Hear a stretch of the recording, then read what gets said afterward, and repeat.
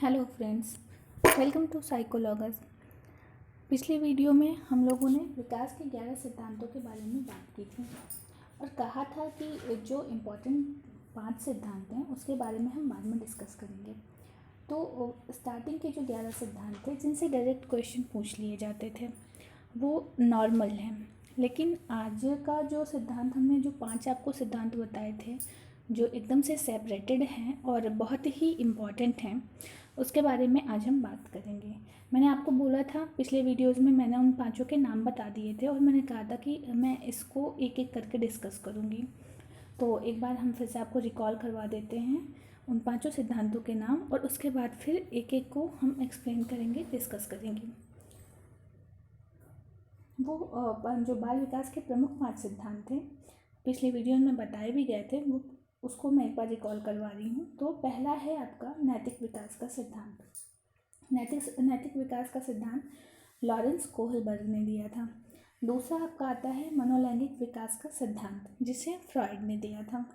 तीसरा भाषा विकास का सिद्धांत, जिसे चॉम्स्की ने दिया था। चौथा संज्ञानात्मक विकास का सिद्धांत, जिसे जीन पियाजे ने दिया था। और पांचवा मनोसामाजिक विकास का सिद्धांत, जिसे इरिक एरिक्सन ने दिया था। ये 5 सिद्धांत अपने आप में बहुत ही महत्वपूर्ण हैं और इन सब को हम एक एक करके पढ़ेंगे। इन सब से क्वेश्चन आपके फंसने ही फंसने हैं। हर सिद्धांत से आपके लगभग 1 से 2 क्वेश्चन ज़रूर बनते हैं और कभी कभी 4-5 भी, तो इसे ध्यान से पढ़िएगा। आज हम जिस सिद्धांत के बारे में डिस्कस करने जा रहे हैं वो है कोहलबर्ग का नैतिक विकास का सिद्धांत। कई बार होता है कि कोहलबर्ग का जो सिद्धांत होता है वो हम कई बार पढ़ते हैं और वो हमें बार बार भूल जाता है। कई बार पढ़ने के बाद भी वो हमें बार बार भूल जाता है और कंसेप्ट क्लियर नहीं हो पाते हैं। इसलिए मैंने इसे बहुत शॉर्ट समराइज़ करके आप लोगों के सामने रखा है, ताकि जिन लोगों को ये दिक्कत आ रही है कि पढ़ने के बाद भूल जा रहा है तो वो इसे भूले नहीं बल्कि इसको आसानी से ग्रैप्स कर पाएँ, समझ पाएँ। मैंने इसे आसान से आसान शब्दों में रखा है और बहुत लेंदी ना करके बहुत शॉर्ट में रखा है, ताकि इसे आप जल्द से जल्द आसानी से समझें और ऐसा समझें कि आप भूलें नहीं। तो इसलिए इसे ध्यान से देखिएगा। लॉरेंस कोहलबर्ग जो थे ये अमेरिकन साइकोलॉजिस्ट थे, अमेरिकन मनोवैज्ञानिक थे और इन्होंने 1927 से 1987 तक काम किया था। तो अगर हम कोहलबर्ग की नैतिकता का सिद्धांत पढ़ने जा रहे हैं तो सबसे पहले हमें मालूम होना चाहिए कि नैतिकता क्या होती है। नैतिकता के बारे में जानना हमारी पहली प्रायोरिटी होती है, क्योंकि जब हमने आपको पहले भी बोला था कि जब हम कोई चीज़ पढ़ते हैं तो उसके बारे में हमें मालूम होना चाहिए। जब हम उस चीज़ का अर्थ समझते हैं, उस चीज़ के अर्थ को जानते हैं, तो हमारी क्यूरियोसिटी बढ़ती है आगे की ओर जाने के लिए। तो नैतिकता, जिसको मोरालिटी भी कहा जाता है, नैतिकता का गुण ये होता है कि जिसमें हमें सही और गलत दोनों की पहचान हो।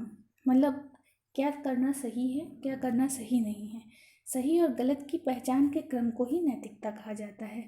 मतलब वह गुण जिससे सही और गलत की पहचान होती है नैतिकता कहलाती है।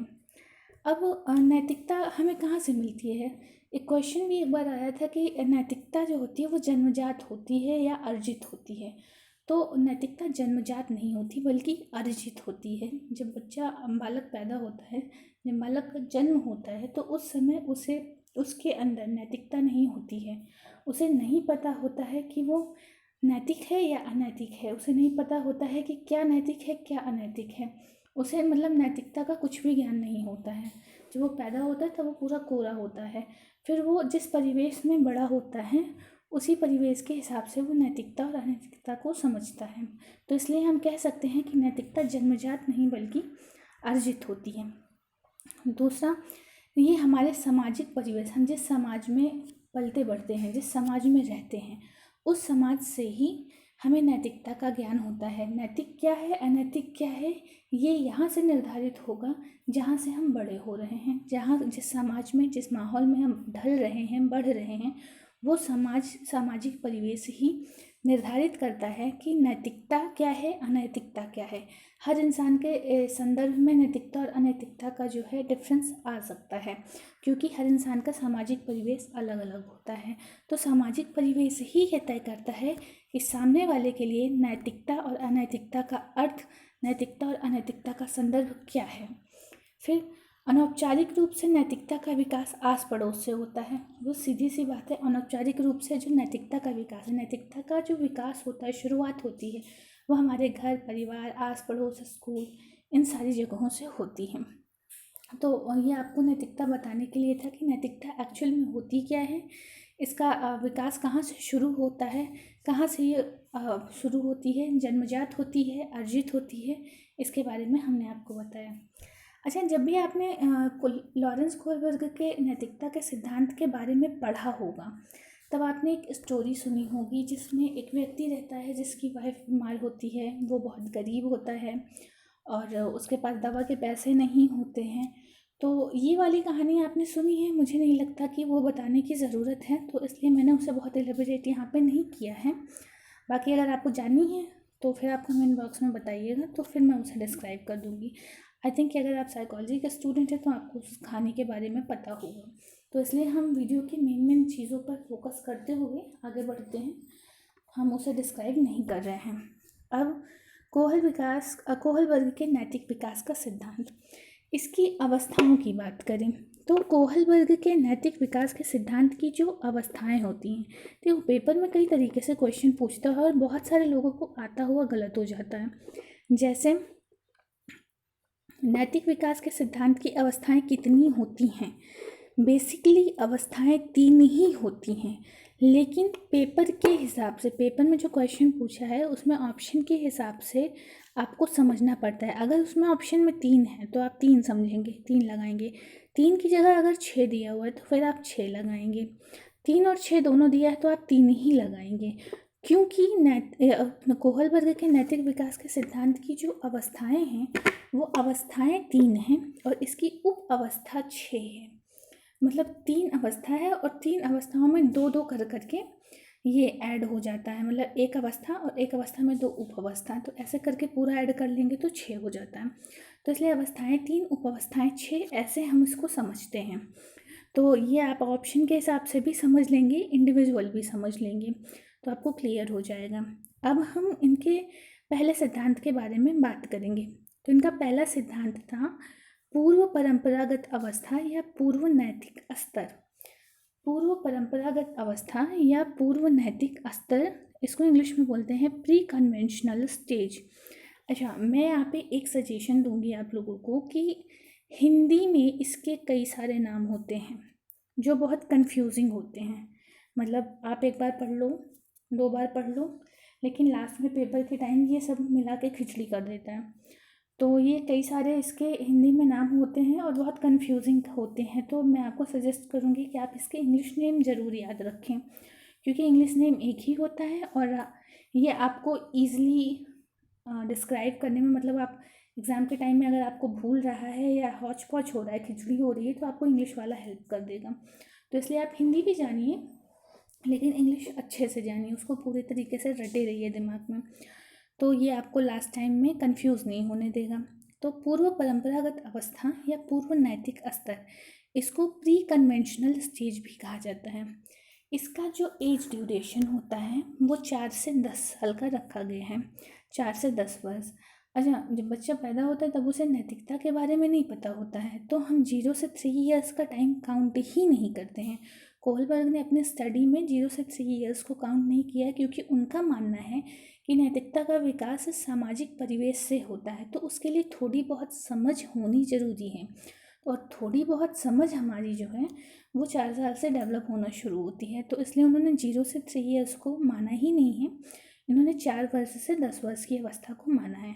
तो पूर्व परंपरागत अवस्था या पूर्व नैतिक स्तर की जो अवस्था होती है, इसका जो एज पीरियड है, ये हमारा टाइम पीरियड इसका 4 से 10 वर्ष का माना जाता है। अब इसकी 2 उप अवस्थाएँ हैं। पहला आज्ञा एवं दंड की अवस्था, जिसको हम stage of order and punishment भी कहते हैं। दूसरा अहंकार की अवस्था, जिसे हम स्टेज ऑफ ईगो भी कहते हैं। अब इसको हम समझेंगे क्या है। आज्ञा एवं दंड की अवस्था, जैसे नाम से ही बहुत क्लियर है, आज्ञा एवं दंड की अवस्था, इस स्टेज में बच्चा छोटा होता है, उसकी समझ बहुत ज़्यादा नहीं होती है, तो वो वही काम करेगा जो उसकी फैमिली उसे सिखाएगी। तो बच्चे के अंदर, अच्छा, किसी काम को करने के लिए मोटिवेशन चाहिए, तो बच्चे के अंदर कोई काम करने के लिए मोटिवेशन इतना तो वो नहीं होगा ना कि अच्छा घर वालों ने बोल दिया है तो हम ये कर लेंगे, ये मोटिवेशन सफिशिएंट नहीं है। इसके लिए एक दूसरा मोटिवेशन काम करता है, वो है आज्ञा और दंड। देखो बच्चे को पता है कि घर वालों ने जो बोला है वो हमें करना है, अगर हम नहीं करेंगे तो हमें पनिशमेंट मिलेगी, हमें दंड मिलेगा। तो वो दंड से डर करके और एक इससे कि हम अपने पापा का, अपने पेरेंट्स की, अपने घर वालों की बात मानते हैं, तो उस आज्ञा को फॉलो कर रहा है, उस आज्ञा को मान रहा है। और दूसरा एक डर भी है उसके अंदर कि अगर हमने ये आज्ञा नहीं मानी तो हमें दंड मिलेगा। तो उसका उस समय जो बच्चे का व्यवहार होगा वो सिर्फ इस कंसेप्ट पे काम करेगा, आज्ञा और दंड। हमें आज्ञा माननी है क्योंकि हमारे घर वालों ने हमें सिखाया है, हमें कहा है। अगर हम ये काम नहीं करेंगे तो फिर हमें दंड मिलेगा, हमारी पिटाई की जाएगी या हमें सज़ा मिलेगी। तो ये इससे प्रेरित हो करके बच्चे का व्यवहार उस समय होता है पूर्व परंपरागत के आज्ञा एवं दंड की अवस्था के अंदर। अब दूसरी अवस्था आती है, दूसरी अवस्था में है अहंकार की अवस्था, स्टेज ऑफ ईगो। अब स्टेज ऑफ ईगो में जो बच्चा होता है वो स्व के अधीन व्यवहार करता है, मतलब अपने हिसाब से। उसमें थोड़ी थोड़ी मतलब 4 से 10 के बीच में थोड़ा थोड़ा उसको मतलब अपनी सोच डेवलप होने लगती है ना, तो वो स्व के अधीन, अपने हिसाब से थोड़ा थोड़ा काम करने लगेगा। जैसे घर वालों ने कहा कि नहीं चोरी करना गलत बात होती है, लेकिन बच्चे को लग रहा है मुझे भूख लगी है या कोई हमारी फेवरेट मिठाई आई है और अभी अपने को मिल नहीं रही है, तो थोड़ा सा चुरा के खा सकते हैं। तो वो उसके स्व के अधीन हो गया कि मुझे इस चीज़ की ज़रूरत है और अगर इस ज़रूरत को पूरा करने के लिए मैं थोड़ा सा नैतिकता इधर उधर कर देता हूँ तो कोई प्रॉब्लम नहीं है। तो यहाँ पे वो आज्ञा और दंड की अवस्था से थोड़ा अलग हो करके अपने बारे में सोचने लगता है, थोड़ा बहुत स्व के अधीन होकर के व्यवहार करने लगता है। तो ये है अहंकार की अवस्था या स्टेज ऑफ ईगो। यहाँ पे वो अपने लिए सोचता है, ना कि आपके लिए सोचेगा। तो ये हुई आपकी पूर्व परंपरागत अवस्था या पूर्व नैतिक अवस्था की दो उपावस्थाएं, आज्ञा एवं दंड की अवस्था और अहंकार की अवस्था। इसको बहुत सारा 1 पेज में 1.5 पेज में लोग एलेबरेट करते हैं, लेकिन इसका जीस्ट जो निकल के आता है वो यही है। और आपके पेपर में इससे ज़्यादा नहीं पूछता है, इसलिए इससे ज़्यादा जानने की आपको ज़रूरत नहीं है। फिर हमारा दूसरा स्टेज आता है परंपरागत नैतिक स्तर। परंपरागत नैतिक स्तर को हम कन्वेंशनल मोरालिटी लेवल भी कहते हैं। परंपरागत नैतिक स्तर, इसको कन्वेंशनल मोरालिटी लेवल भी कहते हैं। इसमें जो एज ग्रुप लिया है कोलबर्ग ने, उन्होंने ये एज ग्रुप 10 से 13 वर्ष के लिए, पहले वाले के लिए 4 से 10 ली थी और इसके लिए 10 से 13 वर्ष ली है। अब इसमें भी 2 उप अवस्थाएँ आती हैं, कौन कौन सी है देखते हैं। जो हमारी पहली उप अवस्था आती है वो है प्रशंसा की अवस्था, स्टेज ऑफ एप्रिसिएशन, प्रशंसा की अवस्था। और दूसरी आती है सामाजिक व्यवस्था के प्रति सम्मान की अवस्था। तो अच्छा, प्रशंसा की अवस्था में क्या होता है एक एक समझते हैं। प्रशंसा की अवस्था नाम से ही क्लियर है, मतलब इसमें हमें प्रशंसा चाहिए होती है। इसमें बच्चा थोड़ा बड़ा होता है, स्व की भावना तो उसमें पूर्व परंपरागत में ही आ गई है। जब स्व की भावना किसी भी व्यक्ति के अंदर डेवलप होने लगती है तो उसे अपनी प्रशंसा सुनना बहुत अच्छा लगता है। आप एक दूसरे को लिंक करके समझिएगा, जब किसी के अंदर अहम की भावना आने लगती है तो उसको अपनी प्रशंसा सुनना बहुत पसंद होता है। तो यही हो रहा है, 10 साल तक आते आते उसमें स्व की भावना आने लगी है। अब जब 10 क्रॉस करेगा तो उसे अपनी प्रशंसा सुनना अच्छा लग रहा है। प्रशंसा सुनना अच्छा लग रहा है तो वो काम क्या करेगा, तो वो सारे ऐसे काम करेगा सब लोगों के बीच में, घर में, स्कूल में, दोस्तों के बीच में, समाज में, रिलेटिव्स के बीच में, सबके बीच में वो ऐसा काम करेगा जिससे उसे प्रशंसा मिले, जिससे सब लोग उसकी तारीफ़ करें, लाइक अरे ये तो बहुत अच्छा बच्चा है, ये तो बहुत अच्छा काम करता है। मतलब उसे सारा काम करना है, काम करने का मोटिवेशन सिर्फ इतना है कि लोग मुझे अच्छा कहें, मुझे बेहतर कहें। इसलिए वो प्रशंसा को मतलब मोटिवेट होता है प्रशंसा के लिए, और सिर्फ वही काम करता है जिससे उसको एप्रिसिएशन मिले, प्रेज़ मिले, प्रशंसा मिले। और दूसरा काम करता है चिंतन का स्वरूप समाज व परिवेश से निर्धारित होता है। और चिंतन का स्वरूप है उसकी सोच का जो कंसेप्ट आता है ना, अभी जो कंसेप्ट चिंतन का जो स्वरूप आ रहा है ना, कि कौन सा काम करने से हमें प्रशंसा मिलेगी, कौन सा काम करने से नहीं मिलेगी, इसका जो एक कंसेप्ट बन के आता है, ये कंसेप्ट उस बालक के समाज या परिवेश से निर्धारित होता है। ये वो जिस समाज में रह रहा है, जिस माहौल में रह रहा है, उससे निर्धारित होता है कि क्या अच्छा है, क्या बुरा है। जो अच्छा होगा उसी के लिए उसकी उसकी प्रशंसा होगी, तारीफ होगी। तो ये अच्छा और बुरा का कंसेप्ट जो है, ये जो एक सोच आती है अच्छे और बुरे की, ये सोच उसे उसके समाज से मिलती है और उसी सोच के अनुसार वो प्रशंसा प्राप्ति करने वाला स्थान प्राप्त करता है।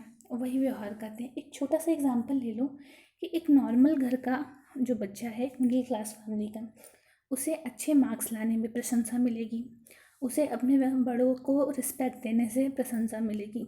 लेकिन वहीं अगर कोई एक ऐसे फैमिली से बच्चा बिलोंग करता है जिसके घर में मतलब कुछ डॉन टाइप के लोग रहते हैं, तो वहाँ पे अगर उसने किसी को 2 थप्पड़ मार दिए तो उसको वहाँ पे प्रशंसा मिलेगी। जबकि मिडिल क्लास फैमिली वाले के लिए ये गलत बात है, उसके लिए ये प्रशंसा का विषय नहीं होगा।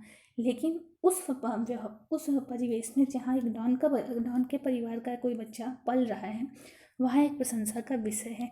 दोनों को केस में इसके अर्थ और संदर्भ दोनों अलग हैं, लेकिन प्रशंसा दोनों में मिल रही है। तो इसीलिए कहा गया है कि चिंतन का जो स्वरूप है वो समाज व परिवेश से निर्धारित होता है। उसके अनुसार ही बालक प्रशंसा प्राप्ति हेतु व्यवहार करता है। तो ये क्लियर होगा आपको कि प्रशंसा की अवस्था में बालक कैसे व्यवहार करता है और किस हिसाब से व्यवहार करता है।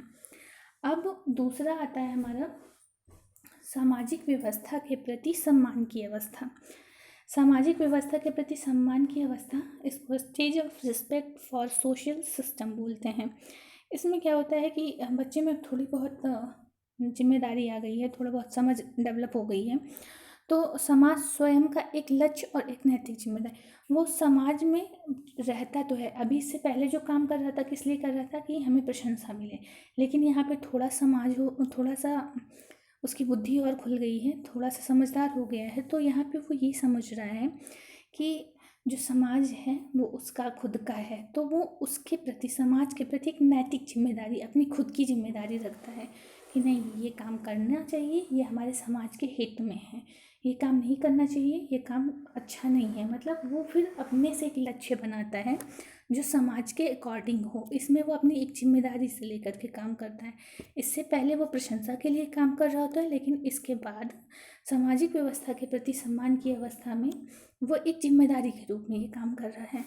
तो ये आपका परंपरागत नैतिक स्तर का 2 भाग था, 2 उप अवस्थाएँ थी, जिसमें प्रशंसा की अवस्था थी और सामाजिक व्यवस्था के प्रति सम्मान की अवस्था थी।